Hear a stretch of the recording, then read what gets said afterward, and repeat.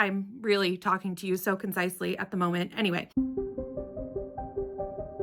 Hi everyone, my name is Brittany from Brittany Loves Reading, and it is Sunday, so that means it's time to start another weekly themed vlog. For this week and for this whole month, I am doing a TBRathon board a week. TBRathon is a readathon hosted by my friend Leandra from Leandra the TBR Zero. Everything is linked down below if you want more information. But Leandra made so many amazing boards and games and things for this readathon that I could not pick one. So I've decided to do a different one for 3 weeks out of January. And that's what I'm doing. Last week, I did the bingo board, and I will link that if you want to go watch that vlog. And this week, I'm doing the trail map. Now for the trail map, there are lots of ways to go, lots of directions, lots of paths you can take. I've decided, since I'm only going to be reading for this for a week, that I'm going to do the shortest trail that is possible. There is one way to get through here that you can get through reading 3 books, and that's what I'm going to be doing since it's only a weekly reading vlog. So let's jump in, let's get started, and let's see what my first book is. So we are jumping in the car and driving to the active volcano, which is the red number 1, which the prompt for that is to read a cli-fi. And I actually really want to read more science fiction this year, and climate fiction is kind of adjacent to science fiction. It's adjacent. So that worked out great. I'm very excited to read a cli-fi book, and there is actually one that has been on my TBR for years. I have had this book for at least 2 years. So how perfect for TBRathon, which the goal is to lessen our physical TBRs or our Kindle TBRs or our TBRs however you want to, is to read a book that I've owned for over 2 years. I think it's perfect. It was meant to be my first book for the trail map, and that is Blaze Island by Catherine Bush. So since I haven't started this yet, and since it's been on my TBR for so long, I really haven't read the synopsis in quite a long time. I do know that it's cli-fi, but other than that, that's really it. So I'm going to jump into this today, and I will let you know what I think of it as we go along. I don't know how much reading I'm going to get in today, because today we're actually going to go look at some little free libraries and see what we find. We're going to do a little adventure. I'll take you along for the vlog as well, and maybe do a little haul if I find anything good. We'll see. I have some books to unhaul and to put out into them though, so it's going to be fun no matter what. So let's go. Let's see what I get to today and see if I get to any reading of this, or if I start it tomorrow. I may not start this till tomorrow, but I might get to it today, so I wanted to intro this vlog just in case I did get started on this. I needed to let you know that I was reading it, and also say hello, say hi before we went to look at little free libraries.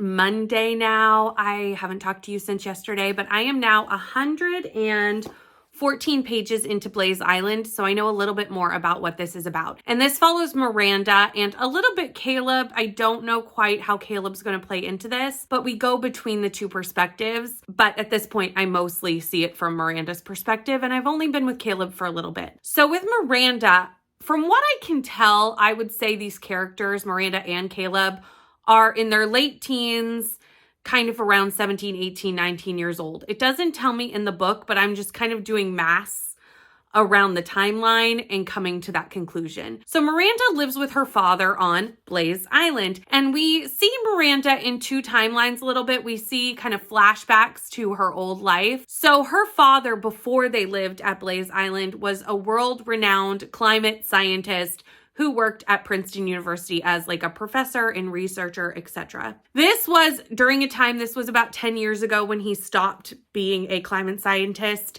and moved to Blaze Island. And this was during the time where a lot of people were questioning whether climate change was real, whether it was just being fabricated by scientists. There was a lot of conspiracies around it, and people did not believe him and his colleagues at the time. He obviously was publishing and speaking out about climate change, and this created some dangerous situations for him and his family by deters of climate change and people who did not want to hear about it. Something happens that causes him to become very, very afraid. and pack up Miranda and take her to this island. He changes her last name. He changes his full name so that no one knows who they are. And they start living on this island off the coast of Nova Scotia, close to Newfoundland. So this is very close to where I live. I don't think Blaze Island is a real place, but actually it might be, but I don't think so. I think it's a fictional island in the story. I'm gonna have to look that up.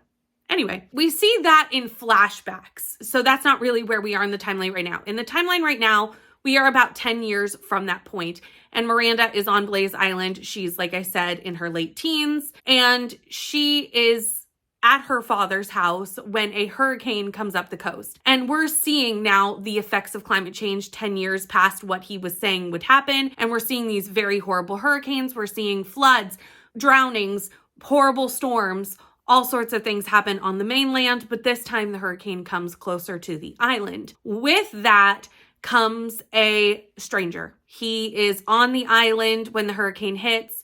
He gets kind of stuck in his car during like a storm surge and barely gets out with his life, kind of crawls up to their house and asks to be brought in. But there seems to be something going on with this stranger. Like, why was he on the island? Is there something going on? He starts to kind of ask questions about her father, which is making Miranda a little bit uncomfortable because of things that have happened that made them move here in the first place and change their names. So we're kind of wondering what's going on there. We also see Caleb, like I said, not very often. Caleb also lives on this island with his mother. He has not spoken to Miranda in about a year and a half. I don't know why. It's mentioned that something happened. There seems to be some sort of connection between them at one point, but was it a relationship? I don't know. I don't know the details of that. But he also works as like an assistant to her father, who is doing still some research on weather, on climate change, but on like the down low. There does seem to be some connection with him talking to another group of people who I have just met. Caleb is picking them up from the airport. So I don't know how they connect to this story yet. That's what I know so far about this book. I have a lot of questions. I don't really know where we're going, but I'm intrigued. I'm having a good time with this. The writing style is kind of different, more literary fiction in style, and I'm enjoying it though. Like, that's not a problem, but it's not something that I've read a lot of, this type of writing style, but I'm having a good time with it. And so far, so good. 100 pages in, I'm intrigued and I want to know more. I don't think I will finish this today. I would like to get a good portion of it done today, but I don't think I'm going to finish it today. There are two reasons for that. I have to read some Wheel of Time pages today, which I'm not vlogging Wheel of Time in this vlog, but I did mention it in my last one. And I'm working through it all month as part of the read along. So I am reading it quite a bit this week. So it does cut down on how much I can read the other books. But I'm also starting a buddy read with Coda today for Little Fires Everywhere. And again, I'm not vlogging that book because it doesn't fit any of the stops on the trail map that I'm doing. And we picked like a couple of pages each day to read. So I also have to read that. So I'm reading Eye of the World. I'm reading Little Fires Everywhere. And I'm reading Blaze Island. So I don't think I can finish 200 pages of this while also doing like 100 pages between the other two books, but who knows what will happen. You will in the next clip or after some B-roll in the next clip. I have no idea what I'm doing today. However, yesterday I did go to some little free libraries and I did get a couple things, so I thought I would show them to you now. Do a mini little library haul. I only got 3 books, but I'm very excited about the 3 that I got. The first one was Nona the Ninth. Now, I believe this is the sequel to Harrow the Ninth, maybe? I think that's the title. Anyway, this is the sequel. This is a beautiful hardcover version. It even has like some printing on the naked hardback. So it's a gorgeous edition. The end papers. This was in a little free library. I could not leave it there. I have been of two minds of reading this series. I wasn't sure if it was for me. And then I think Julie from Keep Calm with Books and Coffee was reading it and kind of got me excited to read it because Julie and I tend to agree on books. And Julie really likes this series. So I figured, you know what? I could get the first book either from my library or I could maybe pick it up. This one was free. So why not try it? Why not give it a try? So now I have this one. I also found Misfits in Love by S.K. Alley. I know nothing about this book. Never had heard of it till I saw it there. Read the synopsis. It looked interesting. I picked it up. That's kind of how I do little free libraries. I don't necessarily know the books when I pick them up, but hopefully I will like them now that I own them. The last one I picked up was actually a book that I know and is on my TBR, and that is A Cuban Girl's Guide to Tea and Tomorrow by Laura Taylor Namely. This is a YA contemporary romance. I've heard good things about it. I think it's going to be pretty cute. I now own it. It's on the TBR, and it was in a little free library. So like, why not pick it up and give it a try? And if I don't like it, I can put it in another little free library and gift it on. But those are the 3 books that I got in the little free libraries yesterday. And now I'm going to go read and see how much reading I can get done today from my very many options. But for this vlog, Blaze Island. So it is now Wednesday. I did not speak to you yesterday. I did not read anything on Monday for this vlog. I was working on a couple buddy reads, my buddy read for Little Fires Everywhere, my Eye of the World read along for Wheel of Time, and I did not really pick up Blaze Island at all on Monday, so there was nothing to tell you yesterday because I hadn't done anything. Yesterday night on sprints, I did finish Blaze Island. Well,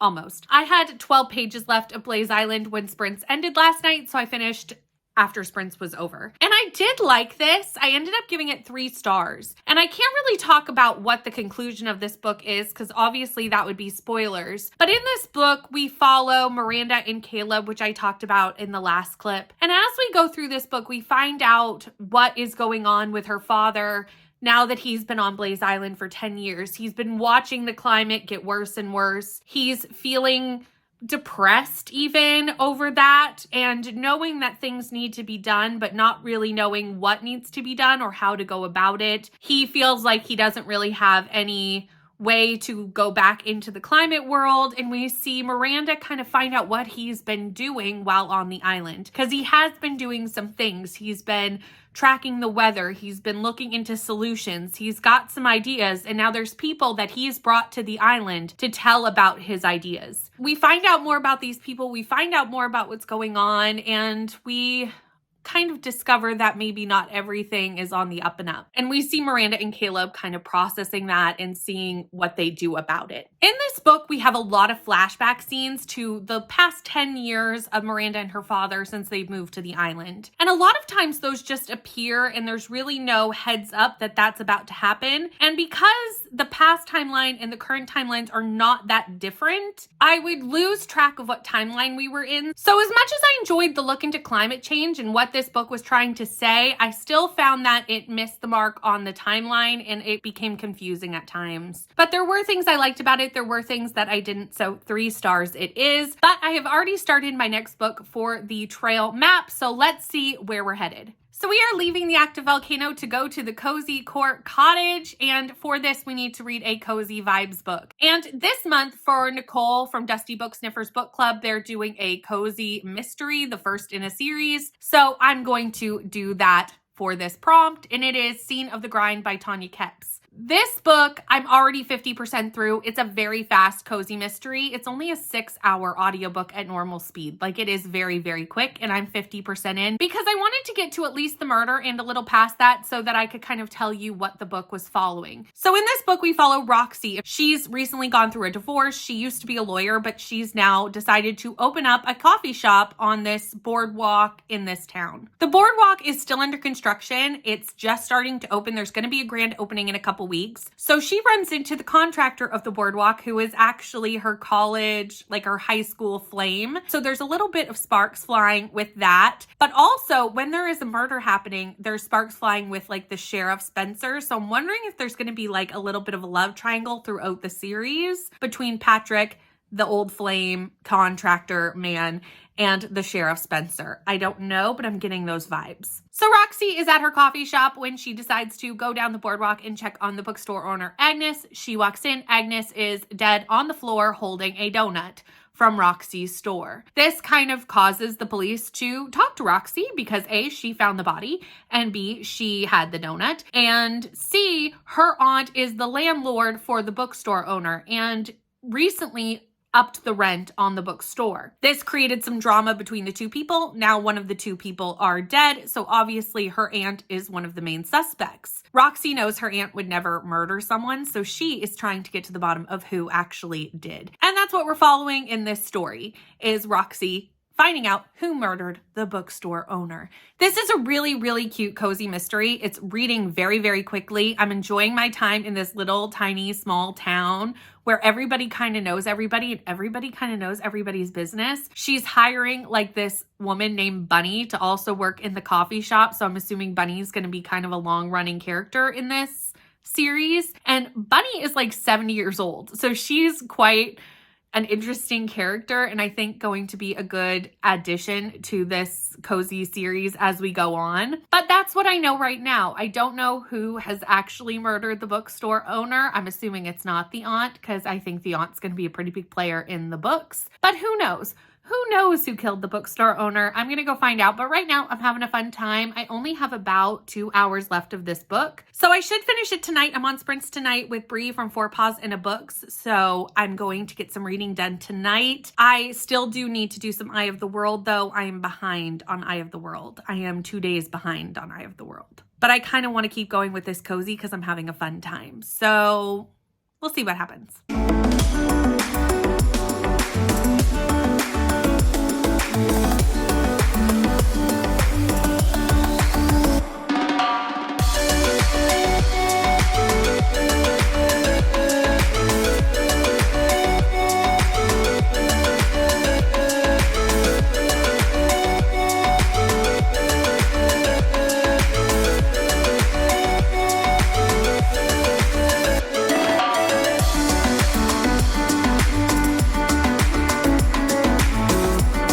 Thursday. Last night on sprints, I did not finish Scene of the Grind. I really wanted to. I didn't, but I was very close. I ended up having about an hour left when I went to bed, and I finished that this morning. So I am done. I ended up giving this 3.5 stars. Now this I am going to go into because, as you know, I don't typically give half-star ratings. This year, I'm going to change that up. I didn't in the previous vlog that I did, my first weekly vlog of the year, I still wasn't, but I've gone and altered those ratings accordingly with half-star ratings because I was just talking to Leandra and a little bit to Bree, and it just seems like something that will help my rating going forward and help my reviews be slightly more accurate.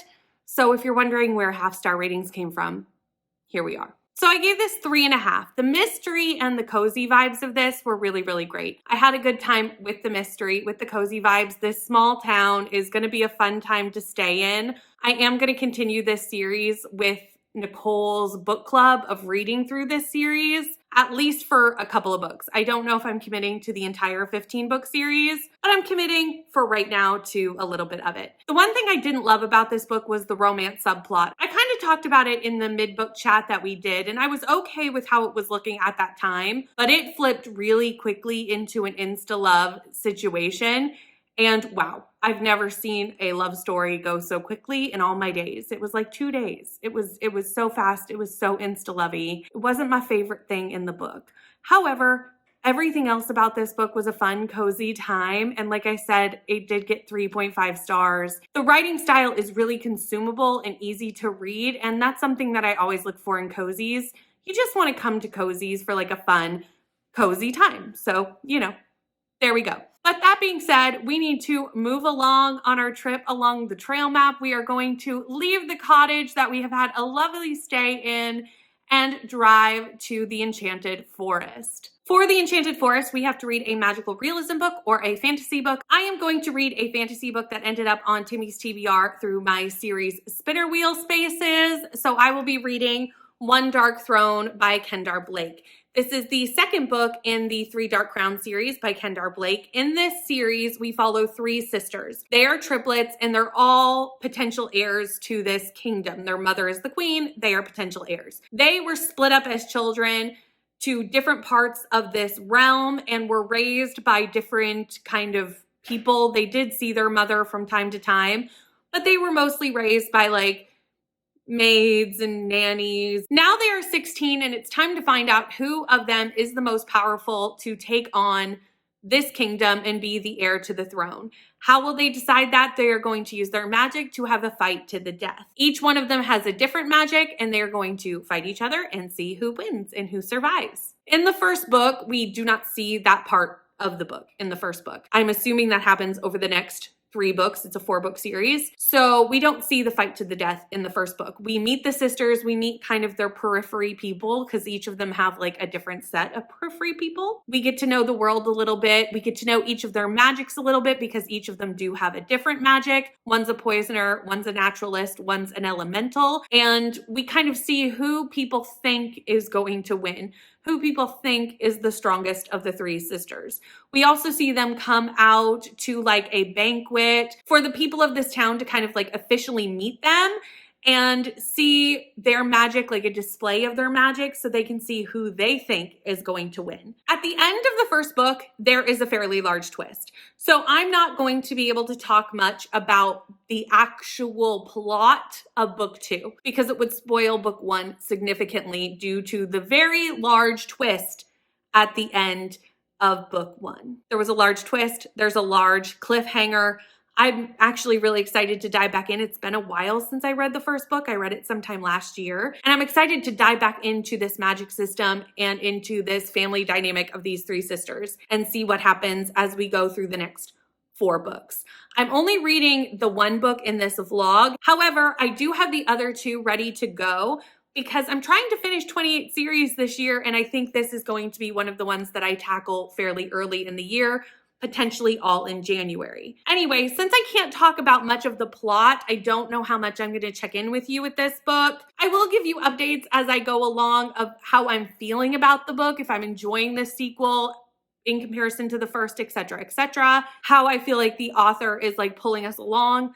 But I'm not going to be able to go into any specific details because obviously spoilers. It's Saturday, so my goal for today is to finish One Dark Throne. That's really all I have to do today. I do have 2 chapters of Wheel of Time to do, but mostly just this. And yesterday on sprints, during 3 one-hour sprints, I read 200 pages of this and almost got 50% through. So I should be able to finish this today, no problem. We are taking place maybe a week to 2 weeks to a month after the happenings at the end of the first book. So all 3 sisters have gone back to their various palaces and places they've grown up in, and we're kind of waiting for one of them to make the first move in this battle of life or death for this throne. And the chapters are really, really short at the beginning of this book. I think they're short all the way through, but right now it's kind of switched, and I'll explain what I mean by that. So the chapters are really small and we're switching sisters in every chapter. And I felt like we were just hopping from one sister to the next and we couldn't really sink into any of their plot lines or their stories because we were moving around so much.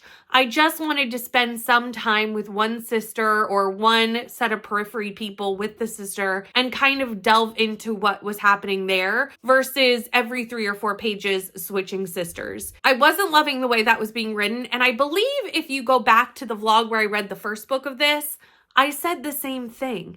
I said the same thing in that vlog too for the first part of that book. And then when the sisters came together for the feast and showing themselves to all the people, we got to kind of settle into one storyline because they were all together. We don't really switch perspectives, we switch locations as each chapter. So like the chapter head of each chapter is the location the chapter is taking place in. So once they're all in the same location, we don't switch perspectives as often because we're following a location, not necessarily a specific sister. So in this book, they are now all in one location. I won't go into why they're all in one location because, again, spoilers. But they are now all in one location. That happened about 10 to 15 pages ago. So now we're not having that jumping around in the plot. We're kind of sitting in one spot because everyone is in one spot. So I think I'm going to like the second half of this book more than I liked the first half, which as I'm reading this, I'm recalling that that was the case with the first book as well. So my experience with this one seems to be very similar to my experience with the first one. I thought I remembered a lot of what happened in the first book, and I did. But as I was reading the first 50 pages of this book, I realized there were some things that I had forgotten, and as we were coming up on different things,